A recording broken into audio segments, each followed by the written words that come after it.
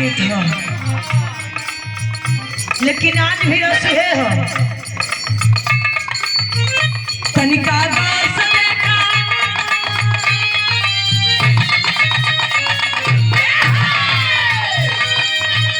तनिका गौर से देखा, बदल गई स्टाइल ये दैया।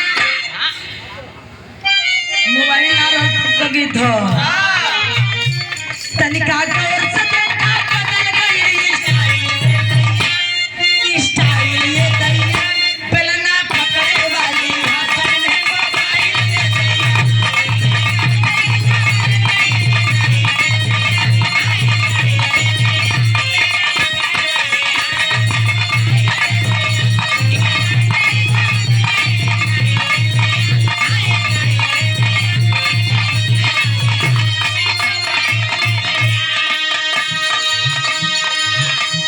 लेकिन यही के बदल के हमारे गुरु जी कलम की कविता इतनी पुरान हो गई हो, अब तनी लाइन चेंज करके आ जा। कहे कोनो पहलवान मर्द, गुड्डू भैया मतलब कोनो पहलवान मर्द मेहरारू बतावतिया परेशानी अपने घर को, कोनो मेहरारू अपने मर्द के परेशानी बतावतिया। का बतौले मास्टर कि हमारे कैसे लगे तो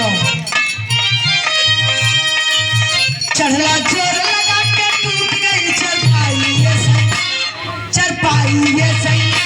तो सक तकिया बोला कहाँ बिछाई ये सैया।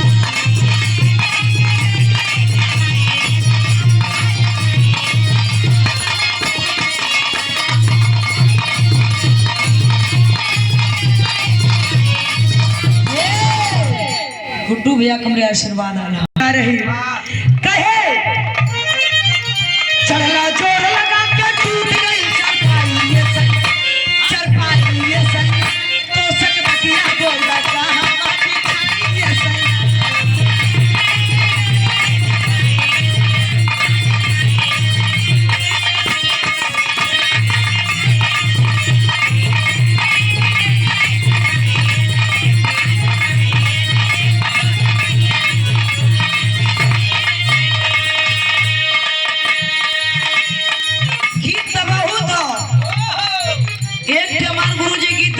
अपने हिसाब से एक के देखा, एक के बजावे के ना बतावत नहीं केवल।